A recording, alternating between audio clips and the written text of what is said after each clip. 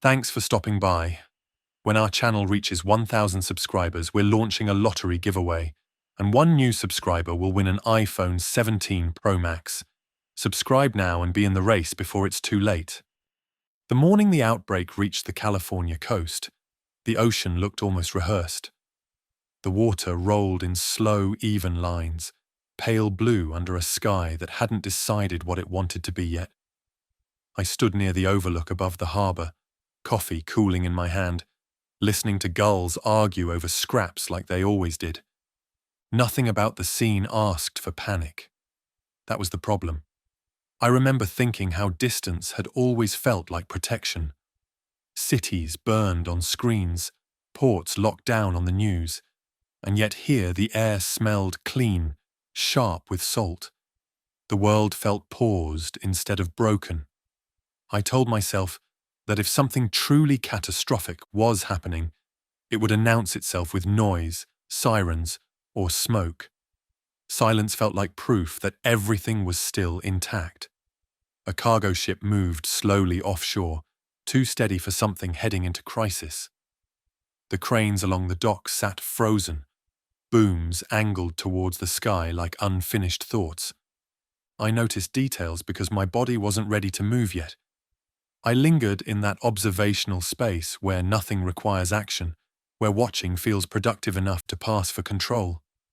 My phone buzzed once in my pocket. Not a call, not an alarm, just a notification that didn't explain itself. I didn't check it right away. I had already learned how easily information could distort reality when it arrived out of sequence. Looking felt like inviting fear in early, and I wasn't prepared to host it. I had lived near the coast long enough to trust patterns. Mornings followed rules. Fishermen left before sunrise. Traffic thickened after 7. The shipyard gates down the road stayed closed, rusted and ignored. A relic everyone agreed was safer left alone. That agreement still felt valid then. The rules of the place hadn't broken yet, so I assumed the rules of everything else were holding too. What unsettled me wasn't what I saw, but what failed to interrupt it. No helicopters cut across the horizon.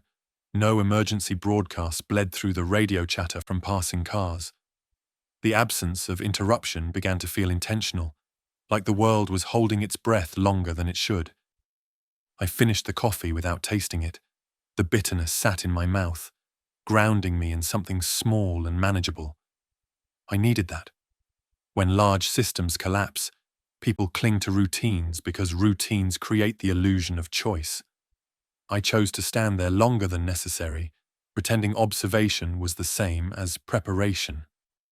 Somewhere inland, something was already moving faster than it should. I didn't know that yet, but my body sensed the misalignment before my thoughts caught up. My shoulders stayed tight. My breathing never fully settled. Even calm has a texture when it isn't honest.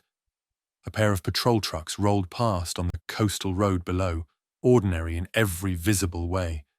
They didn't slow, they didn't signal.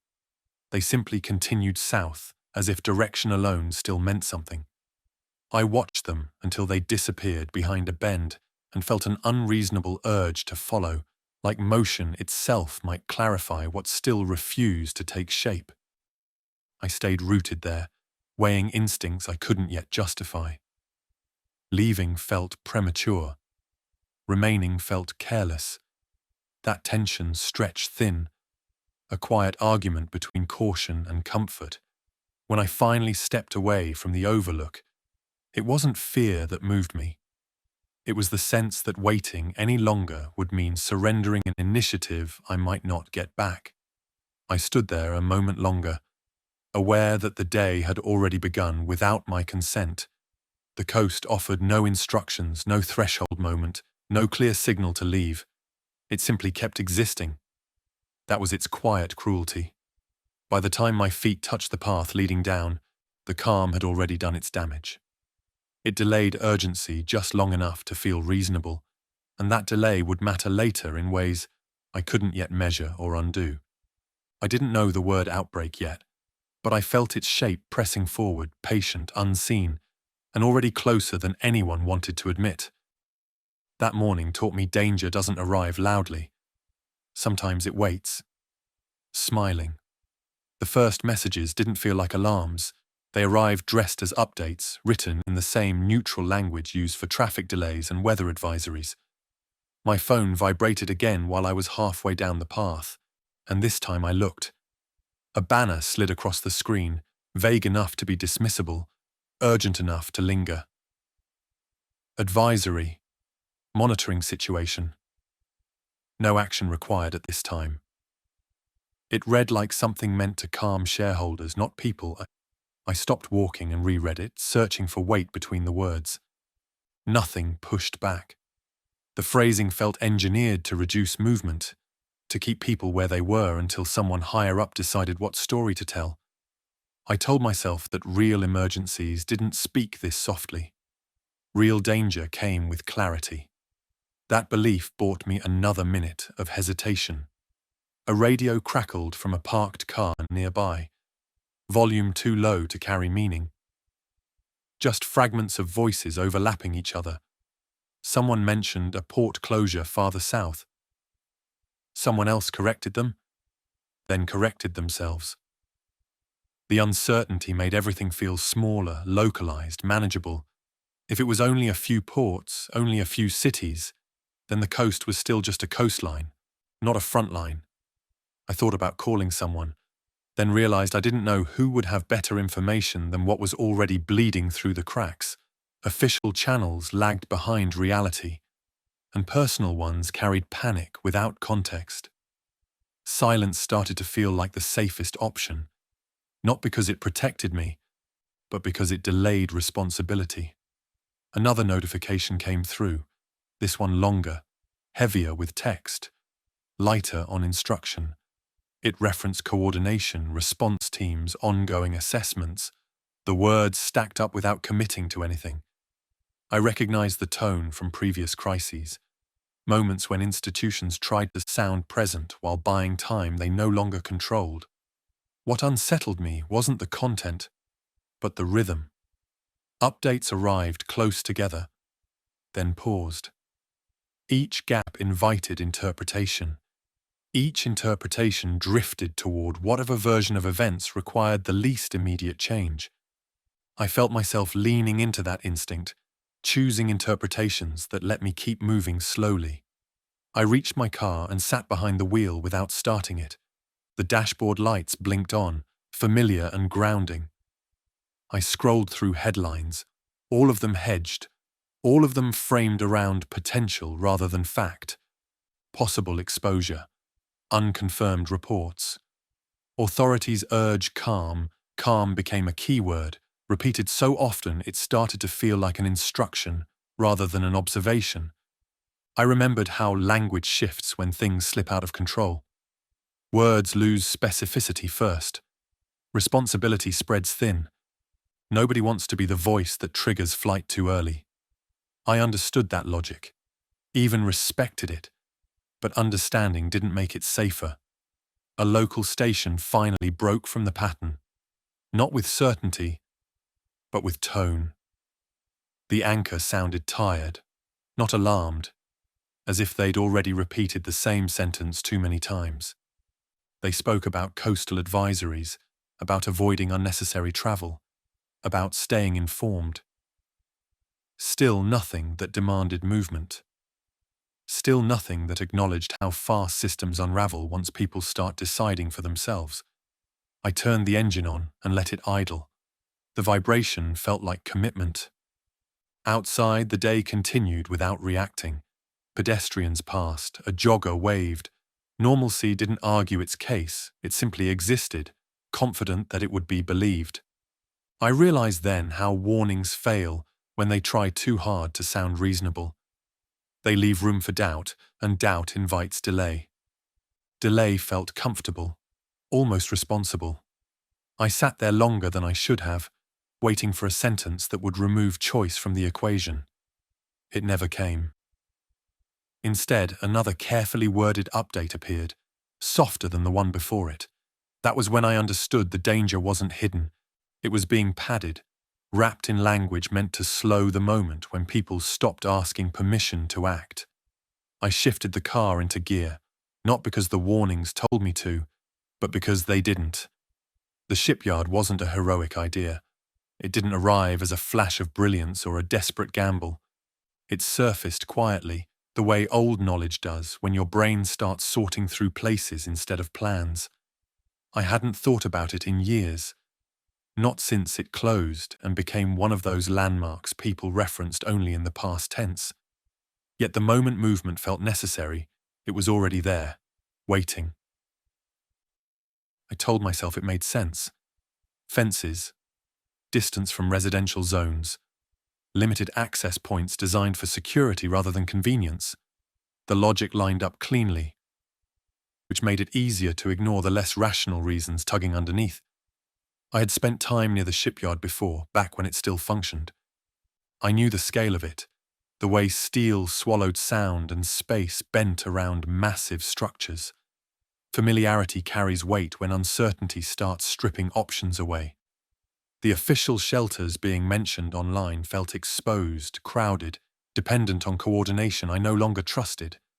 Schools, community centers, stadiums, all of them designed to gather people, not separate risk. The shipyard was the opposite of that philosophy. It was built to control movement, to isolate functions, to survive disruption. Those traits mattered more to me than comfort. There was also the comfort of abandonment. No schedules, no staff rotations, no expectation of rescue or oversight. A place already written off by systems now struggling to hold together felt safer than one still pretending to function.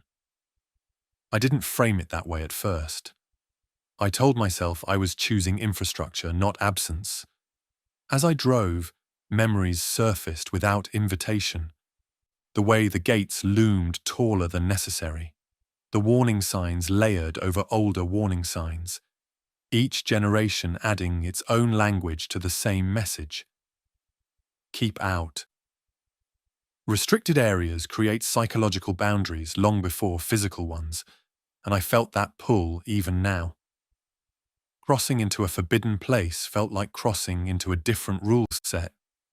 One where consequences were clearer because authority had already stepped away. I thought about the coast again, how open it had been, how easily the eye travelled from water to sky without obstruction. The shipyard promised the opposite: enclosure, weight, shadows that stayed put instead of shifting with clouds. That contrast appealed to me more than I wanted to admit. Wide spaces make danger harder to measure. Confined ones force clarity. Part of me also believed no one else would choose it. It was inconvenient, unwelcoming, and officially off-limits. Most people gravitate toward places that feel sanctioned, even when sanction no longer means protection. The shipyard had lost its invitation years ago. That loss felt like insulation. I passed exits without signaling, already committed before I consciously acknowledged the turn. Each mile inland felt like a correction, pulling me away from the surface calm I had trusted for too long. I didn't feel relief yet, only alignment. Like my movement finally matched the tension that had been building in my chest since morning. There was guilt threaded through the decision. Thin, but present. Choosing a place meant not choosing others. It meant closing doors before knowing who might knock. I didn't confront that directly. I told myself I was buying time, not denying help. Framing matters when you're still trying to believe you're a decent person. The closer I got, the more the landscape changed. Fewer cars, more industrial decay. Warehouses with boarded windows and signage faded by salt and sun. It felt like driving backward through layers of abandonment, each one quieter than the last. My phone lost signal bars one by one, and instead of panic, I felt relief. Fewer voices meant fewer contradictions. When the shipyard finally came into view, it didn't look threatening. It looked tired. Steel streaked with rust, cranes frozen mid-gesture, gates shut not with urgency, but neglect. That mattered. A place locked in haste suggests recent danger. A place left to weather suggests nothing expects to come back. I slowed the car and pulled to the shoulder, studying the perimeter. This was the moment to question myself, to test the idea against doubt. I didn't. Doubt had already spent its energy elsewhere. What I felt instead was a narrowing, a quiet certainty that this choice, flawed as it might be, was mine. I parked where the road cracked into weeds and shut the engine off. The silence settled differently here, heavier, layered with old purpose. I sat there for a second longer than necessary, knowing that once I crossed the fence line, explanations would stop mattering. The drive towards the shipyard didn't feel like an escape. It felt administrative, as if I were filing paperwork in motion, checking boxes no one else could see. The roads still worked. Signals changed on schedule. Lanes meant what they always had. That normalcy made it easier to ignore how fragile it was. Traffic thinned the farther I went. Not dramatically, not in a way that screamed emergency, but enough to register. Cars were spaced wider apart. Drivers hesitated longer at intersections. Small delays stacked into something heavier than coincidence. I kept my speed steady, resisting the urge to rush, telling myself urgency would only attract attention I didn't want yet. I passed a strip mall where half the parking lot sat empty despite the hour. A grocery store sign flickered, one letter dead, another blinking like it couldn't decide whether to stay lit. Two people argued near the entrance, their movements sharp, their voices lost behind glass. I didn't stop. I didn't slow. I told myself involvement was a liability, even though the truth was simpler. I didn't want to know what they were arguing about. Further on, I saw the first abandoned vehicle. It sat crooked on the shoulder, door ajar, hazard lights still clicking like a metronome counting down nothing. No smoke. No damage. Just absence. I scanned the surrounding area out of habit, then realized how quickly habit was replacing curiosity. Whatever explanation existed, it didn't matter anymore. The car was a marker, not a mystery. Radio stations slipped in and out as I drove. One cut to static mid-sentence. Another repeated the same update 3 times in a row, each repetition stripping it of meaning. Music felt wrong, like decoration over something structural failing beneath it. So I turned the volume down until only the engine remained.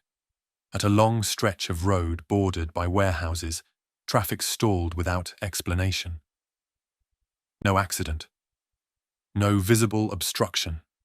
Just hesitation rippling forward, one brake light triggering the next. I watched drivers glance at mirrors, then phones, then forward again, each of us waiting for someone else to decide what was happening.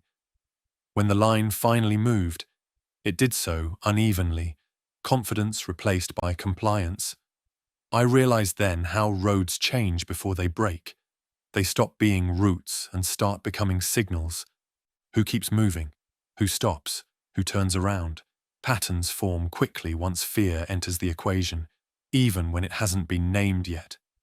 A police cruiser sat angled across a side street, lights off, presence implied, rather than enforced. No officer in sight. The car looked staged, like reassurance left behind without explanation. I wondered whether it had been placed there deliberately or simply abandoned when priorities shifted. Either way, it wasn't directing anything. It was decoration. The closer I got to the industrial zone, the fewer signs acknowledged civilian life. Gas stations gave way to loading docks. Billboards disappeared. The road surface roughened, patched unevenly, the kind of neglect that accumulates slowly until it's all anyone notices. My phone vibrated again, then went quiet. No signal. No alerts. Nothing to interpret. I took a wrong turn and didn't correct it immediately, wanting to see how far the detour would take me. It led past a row of trucks parked nose to nose, doors locked, cabs empty. Their stillness felt deliberate, as if someone had lined them up before deciding not to come back. I turned around without stopping. When I merged back onto the main road, I noticed something subtle had shifted. Drivers no longer waved apologies for cutting in. Eye contact vanished. Movement became guarded, transactional. The shared understanding that made traffic tolerable was eroding, replaced by calculation. By the time the shipyard exit sign appeared, faded and half hidden by overgrowth, I felt a tightening behind my ribs. Not fear, exactly. Finality. Once I took that ramp, there would be no casual return, no easy explanation for why I was there. Roads don't announce when they stop being neutral, they just stop forgiving mistakes. I slowed, checked my mirrors, and turned off without signaling. The main road carried on without me, steady and unconcerned. Behind me, it looked the same as it always had. Ahead, it didn't promise anything at all. The perimeter didn't look like a boundary meant to stop someone in a hurry. It looked like something designed to discourage curiosity, layered over time by neglect rather than urgency. Chain-link fencing leaned inward at uneven angles, posts bent where salt air and years of wind had done their work. Warning signs clung to the metal, their language outdated. Their authority expired along with the institution that put them there. I parked farther away than necessary and finished the approach on foot. Engines announce intent. Footsteps can be negotiated. The ground was a mix of cracked asphalt and invasive weeds, each step producing a sound I couldn't fully predict. I adjusted my pace until it felt deliberate rather than cautious. There's a difference, and bodies recognize it before minds do. Up close, the fence told its own history. Sections had been repaired at different times with different materials, each fix a response to some forgotten breach. I traced one seam with my fingers, feeling the rough overlap where new wire had been spliced into old. Someone had cared once. That mattered. It meant people had tried to keep this place intact even after it had stopped being useful. I found the gap I remembered near a service road that no longer connected to anything. The opening wasn't obvious unless you knew where to look. Two panels had separated just enough to allow passage if you turned sideways and accepted a few scratches. I hesitated there, not because of the fence, but because of what it represented. Crossing it meant accepting that permission no longer factored into survival. I thought briefly about cameras, about motion sensors left behind and forgotten. The idea felt ceremonial, a holdover from a time when consequences arrived wearing uniforms. If anything was still watching, it wasn't something I could negotiate with. I stepped through anyway. The metal scraped my jacket as I passed, a sound sharp enough to make me pause mid-motion. I held still until it settled, listening for echoes. None came. The silence that followed felt different from the quiet outside the fence, denser, as if the air itself expected restraint. Inside, the scale changed immediately. The shipyard opened up in layered depth, structures overlapping in ways that broke sightlines and compressed distance. Warehouses loomed beside dry docks. Gantries cast long shadows that didn't move with the sun. The place felt engineered to manage chaos, not prevent it. I stayed close to the perimeter at first, orienting myself through familiarity and memory rather than maps. Paths I remembered were half swallowed by debris. Painted lines had faded into suggestions. Every step required recalculation, not because the terrain was dangerous yet, but because assumptions no longer applied. There was a strange relief in that. Out here, rules were visible. Steel walls, locked doors, clear limits. Civilian spaces pretend to be open while quietly narrowing your options. This place made no such promises. It showed you where you could go and where you couldn't, and left the rest up to you. I moved past a guard shack with its windows smashed long ago, glass swept aside by weather or scavengers. The door hung open, interior stripped of anything useful. Someone had been here before me, not recently, but not so long ago that it felt irrelevant. That realization tightened something in my chest. I wasn't early, I was just arriving. Further in, I heard a distant clang, metal on metal, too slow to be accidental. I stopped and waited, counting breaths, cataloguing angles. The sound didn't repeat. It might have been wind, it might have been settling steel. The difference didn't matter yet. I logged it and moved on. Crossing deeper into the yard, I felt the weight of the decision settle fully. This wasn't hiding. It was occupation, taking space that no longer belonged to anyone willing to defend it.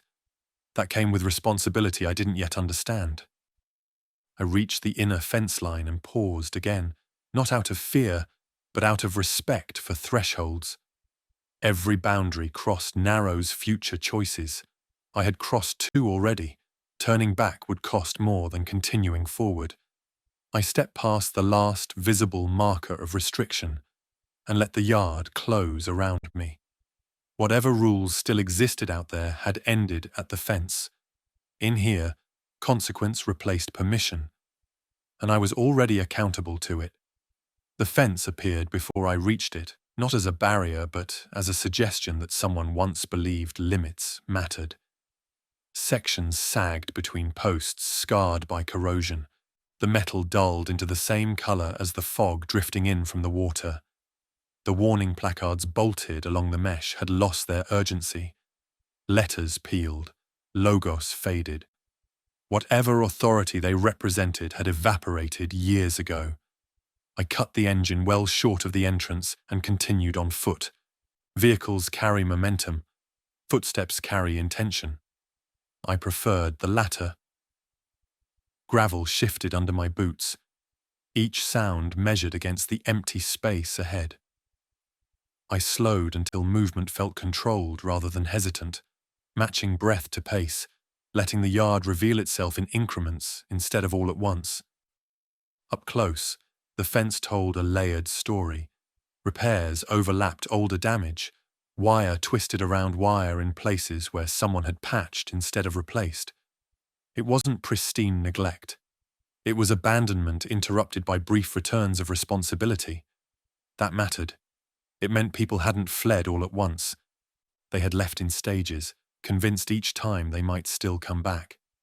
I found an opening near a collapsed service gate, half concealed by overgrowth and shadow.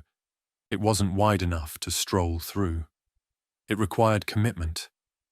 I stopped there, hands resting on the cold metal, considering what the gap represented. Passing through meant acknowledging that permission was no longer part of the equation. Survival had replaced compliance. Thoughts of cameras surfaced, then dissolved. If anything remained operational, it wouldn't care why I was here. It would only record that I was. I shifted my weight, turned sideways, and pushed through. The fence rasped against fabric, a brief protest that echoed too loudly in my head. I froze until the sound died on its own. The air inside felt heavier, as if the yard held onto its silence more aggressively, structures stacked over one another, breaking lines of sight and compressing space. Dry docks yawned beside storage buildings. Overhead cranes stretched across corridors like paused gestures. Everything felt engineered to direct movement whether you agreed with it or not. I kept to the margins at first, orienting by memory and instinct. Pathways I remembered had eroded into uneven channels. Paint lines had dissolved into stains. Every assumption demanded verification. That constant recalibration brought a strange comfort. Out here, nothing pretended to be safe. It either worked or it didn't. A guard booth stood empty near the inner road, windows shattered long ago, interior stripped bare. The damage was old but deliberate. Someone had searched thoroughly, not in panic, but with time. The realization tightened my focus. I wasn't stepping into untouched territory. I was entering a place already measured by others. Further in, a dull impact rolled through the yard, metal settling against metal. Slow and distant. I waited, counting seconds, watching shadows for movement. The sound didn't repeat. Whether it had meaning or not was irrelevant. It reminded me that this place moved even when nothing acted upon it. As I crossed deeper, the weight of my choice settled fully. This wasn't shelter in the civilian sense. It was occupation, claiming space that no longer answered to signage or schedules. That claim carried responsibility I hadn't yet defined. The inner boundary arrived without ceremony, marked only by a change in surface and the absence of public access symbols. I paused there, not from fear, but from recognition. Each threshold crossed reduced the number of exits available later. I stepped past it and felt the yard close around me, steel and shadow rearranging priorities. Whatever rules governed the outside world ended at the fence. In here, outcomes replaced permission, and I had already entered the ledger. I stood still long enough to feel the place acknowledge me, not as a threat, but as another variable it would eventually test, measure, and judge. Somewhere behind me, the fence remained exactly as it was, indifferent, while ahead the yard waited to see whether my confidence would last longer than patience. I adjusted my grip on the straps and moved forward, knowing retreat would grow harder with every step taken. The deeper I moved into the shipyard, the more the silence changed character. Outside, quiet had felt open, almost generous. In here, it pressed inward, shaped by steel walls and suspended structures that absorbed sound unevenly. Every noise carried consequences I couldn't fully predict. I adjusted my steps again, slower this time, letting the environment dictate rhythm instead of habit. The dry docks dominated the center of the yard, vast depressions reinforced with concrete and lined with ladders that led nowhere now. Rust streaked down their sides like old scars. I stood at the edge of one and looked down, imagining the weight of a ship resting there once, the scale of machinery required to lift and repair it. The emptiness felt intentional, as if the space had been cleared in preparation for something that never arrived. Warehouses flanked the docks, their doors shut or hanging crooked on damaged tracks. I tested one gently, applying pressure without committing. It didn't budge. That was reassuring. Resistance means function. Structures that still hold their shape can still be trusted, at least until proven otherwise. I marked the building mentally and moved on. Defensive thinking crept in naturally. Sightlines, elevation, choke points, the yard offered all three in abundance. Raised walkways crossed above open corridors.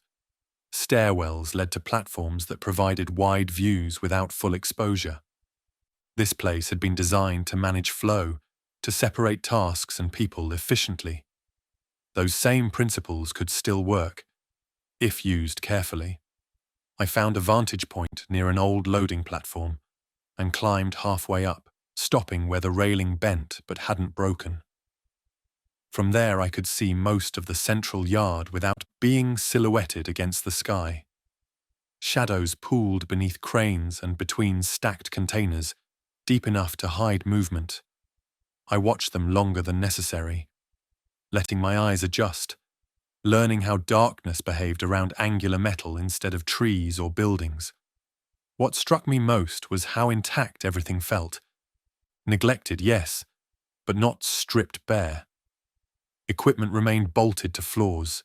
Tool racks stood empty but orderly. Safety markings clung to surfaces, faded yet legible. This wasn't ruin, it was pause. A long one but deliberate. That distinction mattered. Places that collapse quickly tend to attract scavenging. Places that linger untouched suggest either isolation or deterrence. I listened for signs of life and heard none. No voices, no footsteps, not even the distant echo of traffic. The shipyard existed in its own pocket of time, cut off by design and neglect working together. I realized then why it felt appealing earlier. It wasn't just secure, it was forgotten. I moved again, tracing a route that kept my back to solid walls and my exits visible. Old defenses don't announce themselves. They reveal intent through layout. Narrow passages force single-file movement. Doors opened inward, requiring commitment to enter. Railings funneled traffic away from sensitive areas. Every choice reflected caution born from experience, and I respected that. Near the far end of the yard, I found a control room overlooking one of the docks. Its windows were intact, dusty but unbroken. Inside, consoles sat dark, their screens reflecting my shape back at me. I didn't enter yet. Rooms like that demand time, and time was something I wasn't ready to spend without a clearer plan. Instead, I stood outside and listened again, counting breaths, cataloguing the way sound settled. Steel ticked softly as temperatures shifted. Somewhere far off, something shifted under its own weight. The yard wasn't dead. It was dormant, waiting for interaction to wake it. That realization brought both comfort and warning. Old defenses work best when they remain untested. The moment they're used, their limitations become visible. I hadn't claimed this place yet. I was still reading it, learning where it might hold, and where it would fail. I stepped back from the platform and continued forwards, carrying the knowledge with me. The shipyard offered strength, but only to those willing to adapt to its terms. Silence here wasn't empty. It was structural, built into the bones of the place, and it expected respect in return. Night arrived without ceremony, sliding in through the gaps I hadn't bothered to measure yet. The light thinned first, turning edges blunt and surfaces indistinct, then disappeared altogether behind the mass of steel and concrete. The shipyard didn't darken evenly. It fractured into pockets, some swallowed immediately, others clinging to the last reflection of sky as if reluctant to let go. I realized too late how much I'd been relying on daylight to organize my thoughts. With it gone, the yard stopped feeling readable. Shapes merged, distances lied. What had seemed like open space earlier now felt exposed, as if I'd been standing on a stage without noticing the audience. I shifted my position instinctively, pressing closer to a wall, letting structure define my outline. Sounds changed first. During the day, noise had dispersed upward, escaping into open air. Now it travelled horizontally, bouncing between surfaces, losing direction. A small movement behind me could sound like something farther away. A distant scrape could feel uncomfortably close. I tested this once, nudging a loose bolt with my boot, then waited. The echo returned, warped, delayed, unhelpful. I decided not to experiment again. The temperature dropped faster than expected. Metal shed heat quickly, and the air followed suit. I pulled my jacket tighter, aware that comfort had become a variable I could no longer afford to ignore. Cold slows reaction time. It encourages mistakes. I forced myself to stay still until the urge to move felt intentional again. Lights flickered on along the coast in the distance, faint and scattered, then vanished one by one. Whether they were shutting down or failing didn't matter. The result was the same. The shipyard became a silhouette against a darker backdrop. Its outline sharp and unmistakable. I was hidden inside it, but hidden things can still be found. That was when I heard it. Not close, not loud, just distinct enough to register as wrong.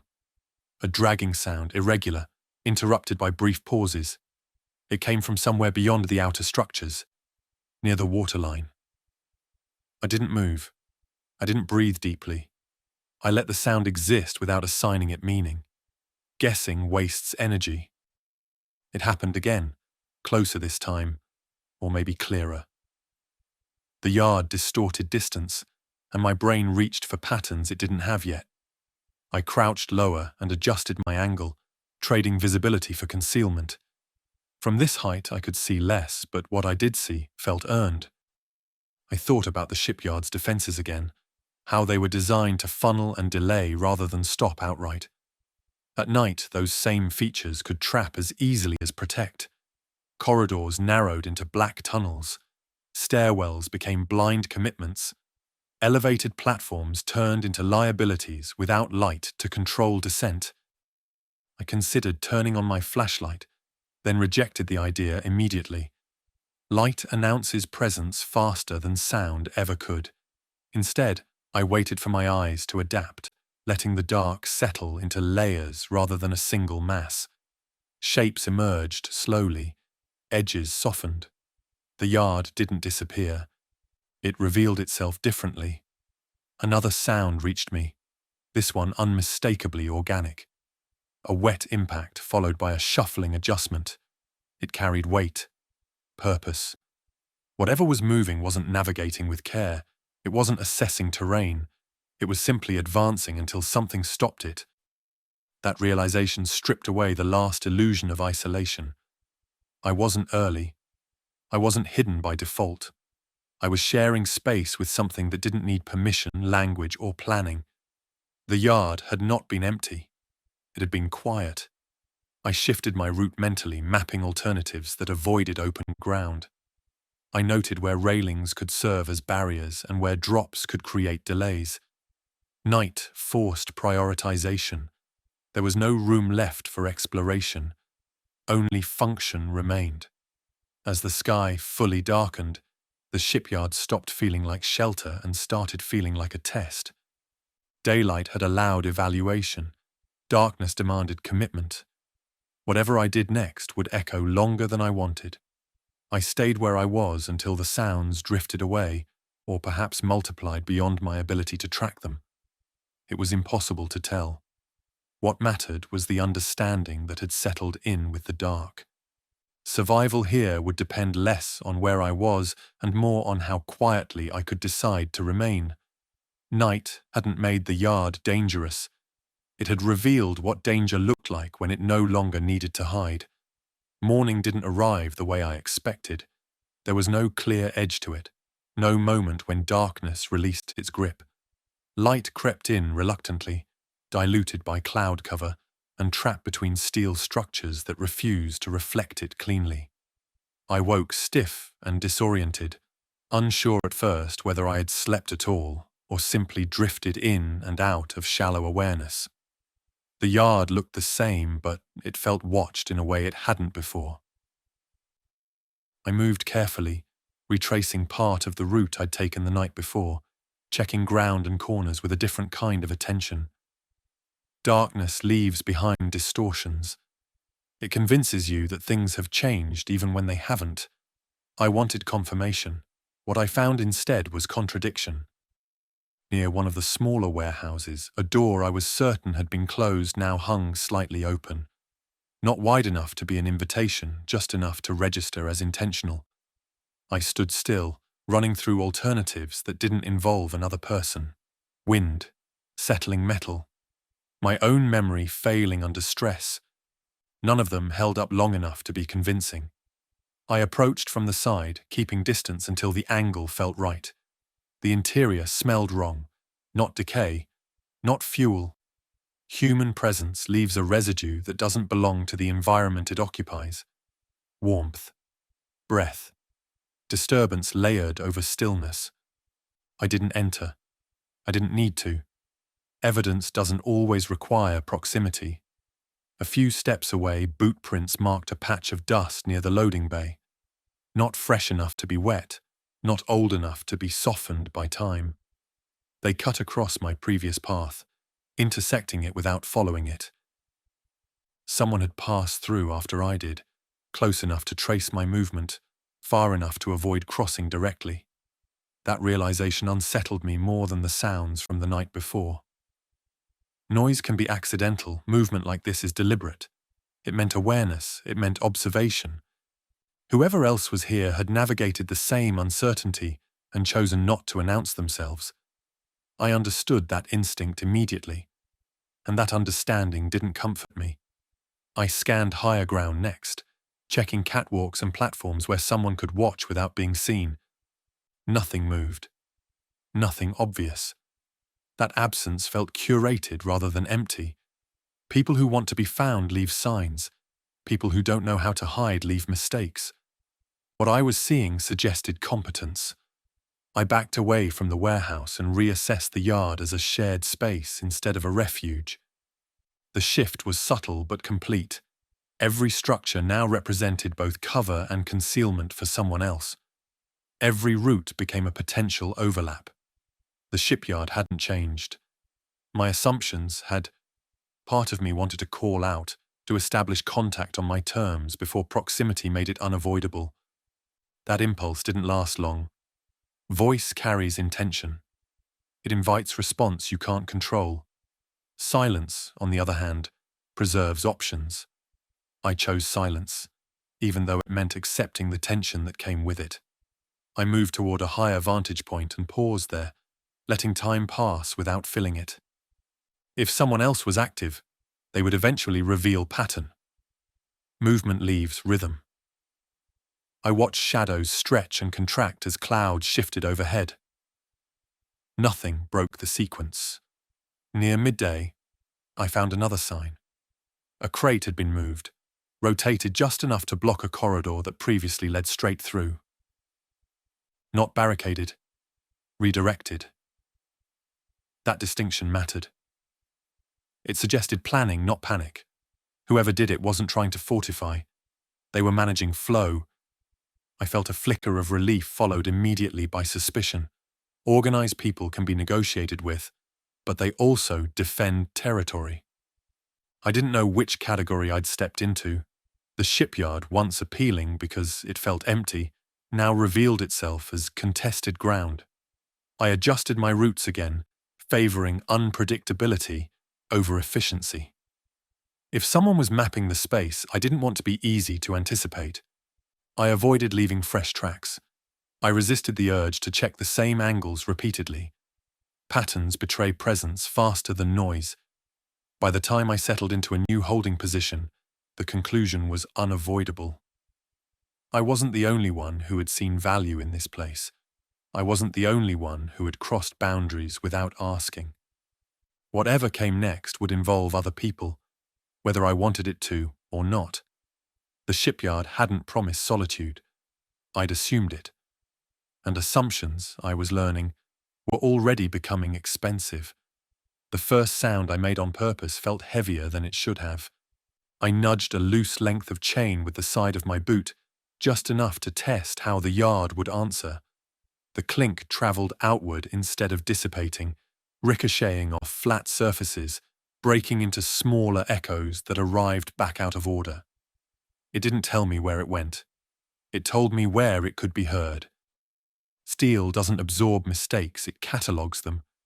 I stood still and listened, letting the after effects fade completely before moving again. In normal spaces, sound decays. Here it migrates. Corridors redirect it. Walls reshape it. Overhead structures drop fragments of it into places you didn't expect. The shipyard wasn't quiet by default. It was selective, deciding which noises deserved to linger. That changed how I evaluated every action. Foot placement mattered more than speed. Contact points mattered more than balance. I found myself distributing weight carefully, rolling each step from heel to toe, avoiding debris even when it meant taking a longer route. Efficiency lost its appeal. Precision took over. I tested doors next. Not by pulling, but by pressing. Hinges creaked even under minimal pressure, metal protesting movement it hadn't been asked to perform in years. I let go immediately and stepped back, irritated with myself for assuming restraint would be enough. Old materials don't care about intention. They respond to physics, not caution. As I moved deeper, I noticed how the yard amplified certain frequencies while swallowing others. Low impacts travelled far. High, sharp noises fractured quickly, but left unpredictable remnants behind. It meant something heavy dragging could announce itself long before it arrived, while something light could slip closer without warning. That imbalance felt dangerous in ways I hadn't prepared for. I paused beneath a crane assembly and looked up. The structure formed a lattice of beams and pulleys overhead, each one a potential amplifier. Wind passed through it and produced a faint whistle that shifted with direction and speed. It masked other sounds inconsistently, sometimes helping, sometimes interfering. Relying on it would be a mistake. Variables like that turn allies into liabilities. I adjusted my route to favor ground-level movement. Near padded surfaces where old rubber bumpers and worn tires lined loading zones, they muted contact slightly, enough to matter. Every small advantage counted now. The yard wasn't forgiving. It rewarded planning and punished assumptions. That was when I heard it again. Not the dragging from the night before, but something lighter. A scrape followed by a pause, then another. It came from the far side of the central dock, filtered through layers of metal. The pattern wasn't random. Whatever was moving wasn't stumbling. It was interacting with the environment, responding to resistance rather than crashing through it. I lowered myself behind a stack of containers and waited.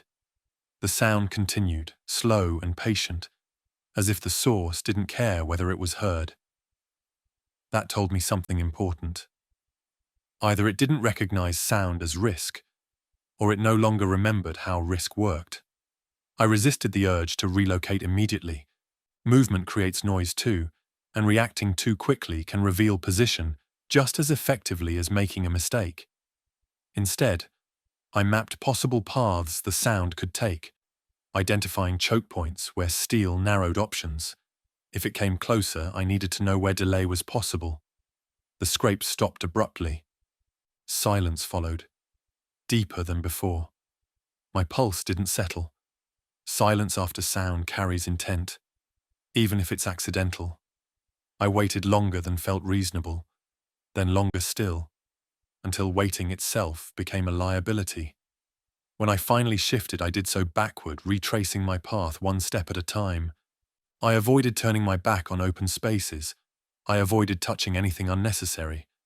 The yard responded by staying quiet, but quiet no longer felt neutral. It felt attentive. I understood then that noise wasn't just something to avoid. It was a language the environment used to expose weaknesses. Anyone who survived here for long would have to learn how to speak it sparingly, intentionally, and never without purpose. Steel doesn't forget sound. It remembers it, stores it, and offers it back to whoever happens to be listening. By the time I reached higher ground, the morning had burned through the last wall of its hesitation. Light filtered into the yard at sharper angles now, revealing surfaces that night had flattened into abstraction. From up there, the shipyard felt smaller, contained by its own geometry. Beyond it, the coastline stretched wide and unsettled, no longer pretending to be distant from whatever was unfolding. I stayed low as I moved along the elevated walkway, keeping my outline broken against railings and machinery. From this angle, the waterline came into view, and with it, the first undeniable shift in scale. Smoke rose in thin columns from somewhere south, not thick enough to suggest firestorms but too deliberate to ignore. It drifted slowly, shaped by wind rather than urgency. Farther along the shore, movement caught my eye. Not waves, not boats. Figures clustered near the edge of a pier, their spacing irregular, their motion disjointed. Even at a distance, the lack of coordination was obvious. They didn't travel with purpose. They drifted, collided, corrected, then repeated the pattern. I watched long enough to rule out confusion. This wasn't evacuation, it was convergence. Sound carried faintly from that direction, distorted by distance and terrain. I couldn't make out words, only rhythm. Shouting without cadence, impacts without response. The noise didn't rise and fall the way arguments do. It lingered, unresolved, like something looping without feedback. I felt a tightening behind my eyes as understanding settled into place. Closer to the city, traffic had stalled into something static. Lines of cars sat frozen along the coastal road, doors open in places, trunks raised as if abandoned mid-decision. No one moved between them now. Whatever urgency had brought them there had already burned itself out. The stillness that followed looked heavier than panic ever does. I scanned for signs of intervention and found none. No emergency vehicles cut through the grid. No helicopters traced patterns overhead. The absence was louder than any siren. Systems don't vanish all at once. They thin, recede, then stop asserting themselves entirely. What I was seeing wasn't failure in progress. It was aftermath. A figure broke from the cluster near the pier and stumbled forward, collapsing against a railing before sliding to the ground. No one reacted. The others pressed closer, bodies overlapping in ways that ignored personal space or self-preservation. That detail settled the last doubt I hadn't realized I was holding on to. Whatever this was, it no longer followed rules I could negotiate with. I shifted my focus back towards the shipyard, recalibrating distance and access points. The yard sat between me and the coast like a deliberate buffer, wide enough to slow approach, complex enough to misdirect movement. Earlier I'd seen it as shelter. Now it looked like a filter, something that might buy time if pressure came from the water instead of inland. That distinction mattered. If movement followed the shoreline, the yard's isolation worked in my favor. If it didn't, if it spread without preference for terrain, then walls and fences would only delay the inevitable. I didn't have enough information yet to choose which assumption to trust. Another plume of smoke rose farther north, thicker this time, darker at the base. The coastline wasn't stabilizing, it was fragmenting. Each point of disruption created another, feeding uncertainty outwards. I realized then how quickly perspective changes when threat becomes visible. Earlier I'd been managing proximity. Now I was measuring inevitability. I stayed there longer than was wise, watching patterns repeat and degrade. It felt important to witness it fully, to anchor my decisions in something tangible instead of speculation. Denial thrives in partial views. Clarity requires scale. When I finally pulled back from the edge, the yard felt different beneath my feet. Not safer, more relevant. It wasn't just where I was hiding, it was where I'd chosen to make my stand, at least for now. The coast had stopped pretending. Whatever had reached it wasn't turning back. I descended from the walkway with care, already adjusting plans I hadn't finished forming. Distance was no longer protection, silence was no longer reassurance. The world beyond the fence had revealed its trajectory, and the shipyard had become less a refuge than a threshold I would soon have to defend. I knew the moment was coming before it arrived. You can feel those decisions forming long before they demand action, like pressure building behind the eyes. I tried to postpone it by focusing on logistics, routes, angles, fallback positions, but avoidance doesn't erase necessity, it just makes the reckoning quieter. The first voice carried farther than it should have. Not a shout, not a call for help, but speech pushed just loud enough to assume it would be answered. It came from near the warehouse cluster, filtered through steel and distance, words broken into fragments I couldn't assemble. That told me more than clarity ever could. Whoever was speaking believed someone was listening. That belief is dangerous. I moved closer in stages, keeping elevation whenever possible. From a catwalk partially shielded by piping, I saw them. 3 people. 2 standing, 1 seated on the ground with their back against a crate. They weren't injured in any obvious way. No blood, no frantic movement. They looked tired, not desperate. That distinction mattered because desperation pushes risk outward. Fatigue pulls it inward. They had supplies. Not much, but enough to suggest intention rather than panic. A bag between them, a bottle passed back and forth. One of them kept glancing toward the interior of the yard, scanning poorly, more habit than strategy. They hadn't seen me. They also hadn't secured the space. I waited, longer than was comfortable, watching for signs of threat. None appeared. That should have made the decision easier. It didn't.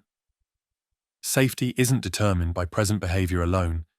It's defined by what changes once contact is made. If I revealed myself, I introduced variables I couldn't retract. Shared space becomes negotiated space. Silence becomes expectation. Resources become visible. Even refusal carries consequence once it's acknowledged. On the other hand, withdrawal meant accepting that proximity would remain unresolved, that paths might cross later under worse conditions. I weighed those outcomes carefully, not as abstractions, but as trajectories. Contact now on my terms, with time to disengage, or contact later, forced by circumstances, stripped of advantage. The logic was clear. My reluctance wasn't logical. It was personal. I didn't want to become the kind of person who decided who belonged where. I also didn't want to become someone else's contingency. Those identities are closer than people like to admit. One of them stood and walked a few steps toward the inner yard, stopping at a point I recognized as a natural funnel. If they continued, they would intersect one of my established routes. Not today, maybe not tomorrow, but soon enough for probability to matter. I made the choice then, quietly, without ceremony. I wouldn't announce myself, I wouldn't offer help. I would intervene indirectly, shaping movement instead of confronting it. The yard allowed for that kind of influence, if you understood its flow. I shifted position and moved ahead of them, placing obstacles where they would redirect without realizing it. A crate nudged just enough to block a straight path. A chain repositioned to make a corridor unappealing. Nothing dramatic. Just guidance disguised as inconvenience. It felt manipulative. It was. I justified it by telling myself it reduced risk for everyone involved. I didn't know if that was true. I only knew it preserved distance. From my vantage point, I watched them react exactly as expected. A pause. A discussion. A turn toward an easier route that led away from my core position. Relief followed. Sharp and unwelcome. Relief means attachment to outcome, and attachment clouds judgment. They moved off slowly, unaware of the influence guiding them. I stayed where I was until they disappeared behind layered structures, then waited longer to be sure. The yard returned to stillness, but it didn't feel neutral anymore. I had crossed another line, one that didn't involve fences or locks. I had altered someone else's choices without their knowledge. That realization sat heavy, not because it was wrong, but because it was effective. Survival had begun asking for more than awareness. It was demanding authorship. After they left, the shipyard didn't return to neutrality. It narrowed. Not physically, but perceptually, like a map that redraws itself once you've used it long enough to see its limits. Paths I'd marked as optional now felt exposed. Structures that once suggested flexibility began to read as commitments. The space hadn't changed. My margin for error had. I relocated deeper into the interior, choosing routes that forced anyone following to announce themselves through effort rather than noise. Distance stopped being measured in yards and started being measured in decisions. How many turns before a dead end? How many surfaces before fatigue set in? How many assumptions before someone made a mistake? These calculations layered over each other until movement itself felt expensive. I took inventory without writing anything down. Food first, water second, energy third. The order mattered. I had enough to last if I stayed invisible, less if I didn't. Visibility consumes resources faster than hunger ever does. Every interaction burns time, attention, and emotional control. I couldn't afford to spend those casually. The control room I'd passed earlier came back to mind. Elevated, enclosed, windows intact. It had felt premature then. Now it felt inevitable. I approached it cautiously, checking hinges, testing the floor for vibration before committing weight. Inside, the air was stale but undisturbed. Dust lay evenly across surfaces, interrupted only by my own prints once I stepped fully in. I didn't turn anything on. I didn't touch the consoles. Instead, I sat with my back against the wall, and listened. From here, sound arrived, filtered, stripped of direction but not presence. The yard spoke in layers, distant settling, wind threading through gaps, the occasional metallic tick as temperature shifted. Nothing urgent. Nothing reassuring. I stayed longer than planned, letting the space assert itself. Elevated rooms change perspective. They create separation, but they also create responsibility. From above, you see patterns you can't ignore. Roots, habits, repetition. I realized then that staying here meant becoming aware of more than my own movement. It meant noticing others whether I wanted to or not. That awareness carried weight. Once you see patterns, you influence them even by inaction. Choosing not to intervene is still a choice. I hadn't planned on managing territory. I'd planned on surviving quietly. The yard didn't seem interested in that distinction. Late in the afternoon, a sound reached me that didn't belong to the environment. A sharp report, distant but unmistakable. Not metal settling. Not debris shifting. Something percussive, isolated, followed by silence heavy enough to feel intentional. I waited for a second sound. None came. I didn't react immediately. Single events can mislead. Patterns confirm. I stayed still until the sun shifted and shadows redrew the geometry of the room. When nothing else followed, I accepted what it meant. The outside world was pressing inward again, testing boundaries through noise instead of movement. I adjusted my assumptions accordingly.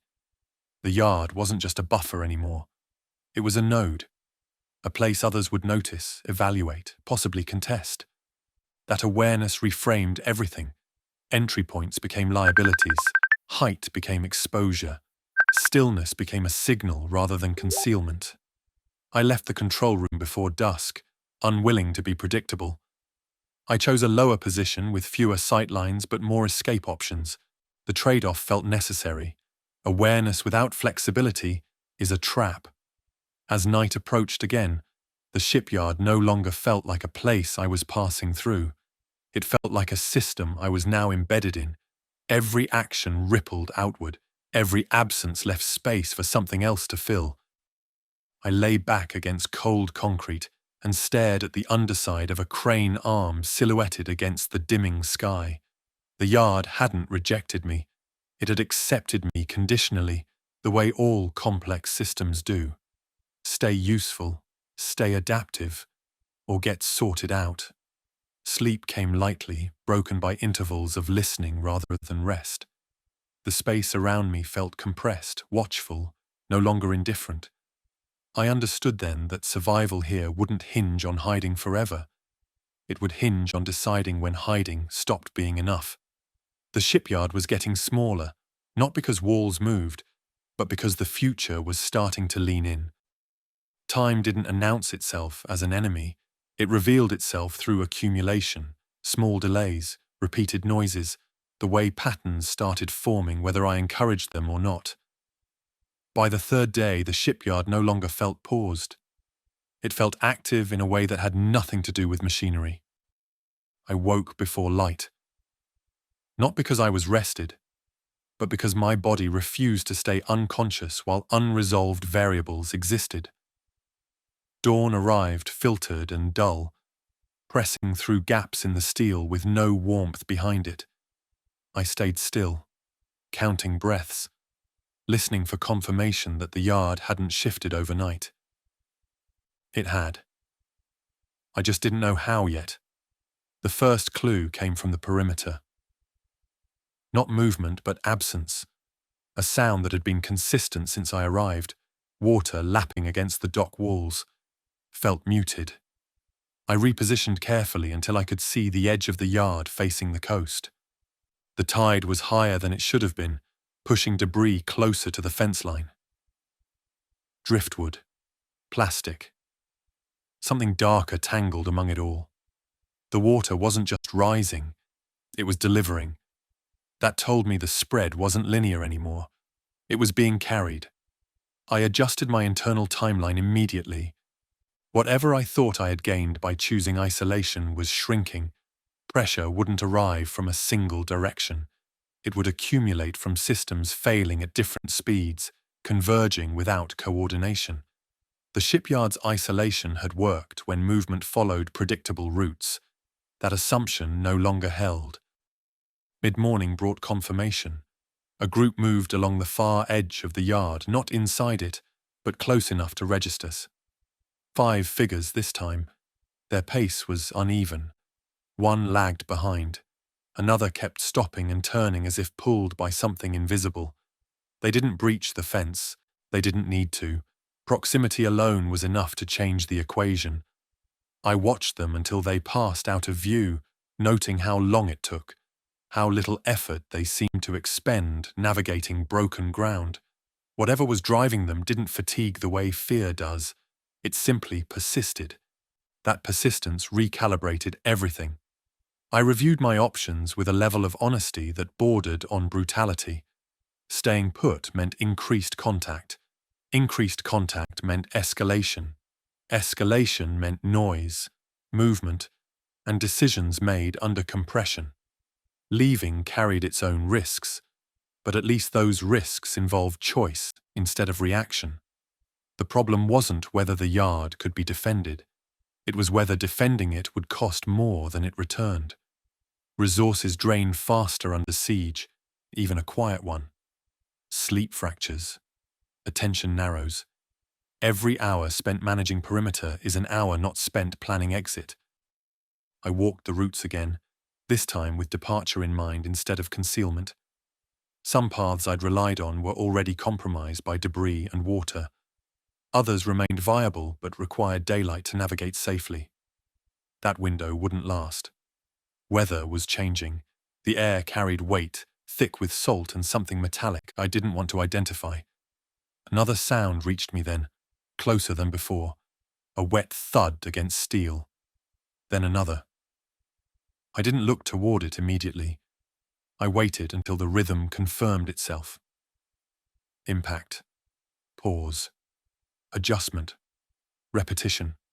The pattern from before, now nearer, now intersecting with structures I'd assumed would bide distance. I understood then that the yard wasn't shrinking because of people. It was shrinking because of convergence. Water. Noise. Movement. Each one tightening the usable space without needing coordination. Complex systems fail that way, not through collapse, but through overlap. I made the decision before fear could weigh in. I would not wait to be tested. I would not let the yard dictate timing. If I left, it would be on my terms, with daylight, with intention, and with margin still intact. That decision didn't bring relief. It brought focus. Focus is sharper than comfort, but it cuts cleaner. I began consolidating what I would carry, discarding anything that slowed movement without extending reach. The pile of what I left behind was larger than what I kept. That felt appropriate. By late afternoon, the tide had risen enough to kiss the lower fence posts. Whatever followed the water would have an easier time soon. I stood at the edge of my chosen exit route and took one last look back at the interior of the yard. It hadn't failed me. It had done exactly what it was built to do. Delay, filter, reveal pressure points before they broke. What I'd mistaken for safety had always been time, borrowed at a rate I couldn't sustain. As the light began to shift again, I stepped away from the center and toward the boundary, not retreating, not advancing blindly but moving because staying still had finally become the most dangerous option. Time wasn't chasing me yet, but it was closing distance. I didn't leave all at once. Departure isn't a single action when you know the ground you're standing on still has value. It's a sequence of small withdrawals, each one testing whether the environment reacts. I moved supplies first, shifting weight closer to my body, redistributing balance until movement felt natural again. Anything that forced adjustment mid-stride was left behind without ceremony. The exit route I'd chosen ran along an auxiliary service corridor that paralleled the fence without touching it directly. It wasn't efficient. It curved, doubled back once, and narrowed in places where drainage had collapsed the surface. That inefficiency was its strength. Straight paths invite pursuit. Complicated ones punish momentum. I waited for the light to reach a specific angle before moving. Shadows matter more than speed when you're trying to disappear without announcing intent. When the sun cut low across the yard, it fractured visibility just enough to blur depth perception. I stepped into that distortion and let it work for me. The closer I got to the perimeter, the more the yard resisted my departure psychologically. Familiar structures pulled at attention. Routes I'd memorized tried to assert relevance one last time. It's strange how places you survive in begin to feel like collaborators. Leaving them feels less like abandonment and more like betrayal. I ignored that impulse. Sentiment slows movement. At the fence line, I stopped short of the gap and listened. The sounds beyond it had changed since I arrived. No traffic rhythm. No distant mechanical hum. Instead, there was a layered unrest. Movement without coordination. Noise without intent. It pressed in uneven waves, closer to the shoreline than before. The water had risen again, bringing with it debris that tapped softly against metal like impatient fingers. I didn't rush the crossing. Panic compresses time into mistakes. I checked fabric, tightened straps, controlled breathing until my pulse settled into something usable. Then I slipped through the opening exactly the way I'd entered, sideways, deliberate, letting the fence complain quietly without answering it. On the other side, the ground felt less stable, not structurally, but tactically.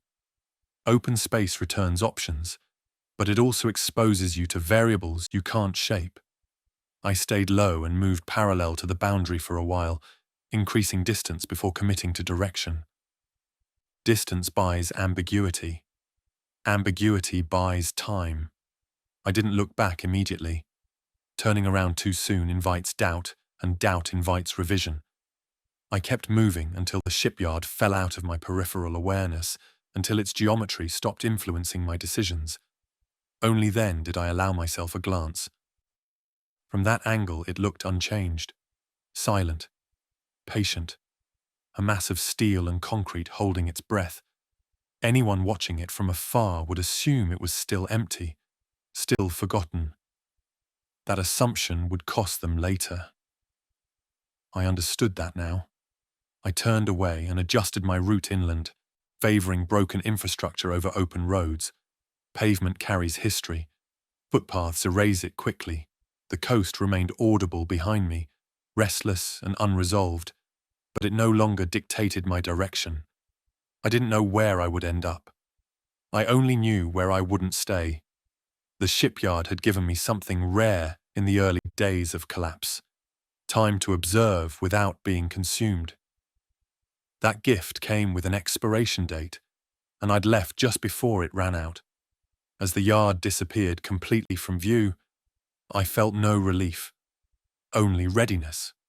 Survival isn't a series of victories. It's a discipline of departures made before attachment becomes liability. I kept walking, letting distance do its work, knowing the real test wouldn't be finding the next shelter. It would be recognizing when to leave that one too.